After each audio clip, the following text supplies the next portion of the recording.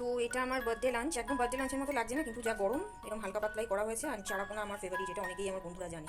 R hi friends, welcome to my channel. আমি রিঙ্তা, আবার অনেক দিন বাদে একটা নতুন ভিডিও নিয়ে তোমাদের সামনে। তো এর আগে ছিল আমার বার্থডে ব্লগ, আর যেদিন আমি খুব অসুস্থ হয়ে পড়েছিলাম, আর এটা ছিল আমার বার্থডে কেক। কিন্তু কি হয়েছিল আমার, আর কেনই বা আমাকে হাসপাতালে ভর্তি হতে হলো, আজকে তাই নিয়েই চলবে আজকের ব্লগ। 7th মে ছিল আমার বার্থডে, কিন্তু 5 তারিখ থেকেই আমার শরীরটা প্রচণ্ড খারাপ ছিল। আমার প্রায় 104-105 জ্বর উঠে যাচ্ছিল, তার সঙ্গে আমার রক্ত আমাশা ছিল, ইউরিনের কালারও ঠিক ছিল না। ফাইনালি ডিটেক্ট করা হয় যে আমার লিভার ইনফেকশন হয়ে গেছে। আমার স্কিনেও প্রবলেম হয়েছিল, আমার মুখে ঘা হয়ে গিয়েছিল, আর সেই দাগগুলো এখনও রয়ে গেছে। তো ফাইনালি একটা নার্সিংহোমে আমাকে অ্যাডমিট করা হয়, এবং সেখান থেকে আসার পর এখনও আমি আন্ডার মেডিকেশন রয়েছি। তো আমাকে এর সঙ্গে দেওয়া হয়েছিল ব্লান্ট ডায়েট, অর্থাৎ সমস্ত তেল মশলা ছাড়া সেদ্ধ খাবার, এমনকি ফল মিল্ক প্রোডাক্ট এগুলোও অফ ছিল। কিন্তু এখন আস্তে আস্তে আবার স্বাভাবিক ডায়েটে আমি ফিরে আসছি, যদিও ওষুধ এখনও চলছে, অনেক রকম রেস্ট্রিকশন এখনও আছে। আর কথায় বলে ফ্রি গিফট আমাকে খোঁজে, তো গুডরিকের এই গিফট হ্যাম্পারটা আমি পেয়ে গিয়েছিলাম বাজার করতে গিয়ে। আর এটা হলো সেই জায়গা যেখানে টলিগঞ্জে আমি শুটিংয়ের কারণে রাত হলে থাকতাম।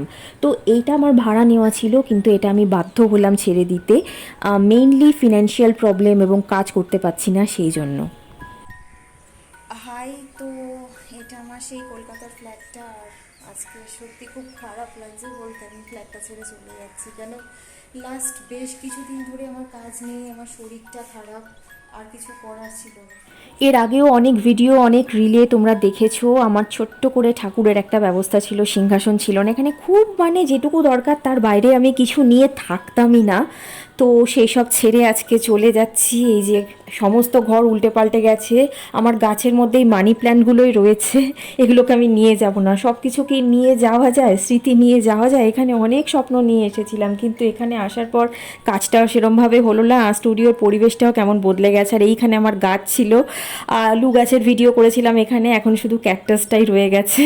ওটা তো বেশি জল লাগে না, আর কি করব, এখন তো এখানে আসাই হয় না। তো খুব কষ্ট হচ্ছে এখান থেকে চলে যেতে, বিশ্বাস করো চোখে জল এসে যাচ্ছে বারবার। এখন সব প্যাক আনপ্যাক চলছে আর কি, সমস্তটাই গোছানো হয়ে গেছে, জাস্ট মানে এবার বেরিয়ে যাওয়ার পালা। মনটা খুব খারাপ, আমি অনেক স্বপ্ন নিয়ে হসপিটাল এসেছিলাম।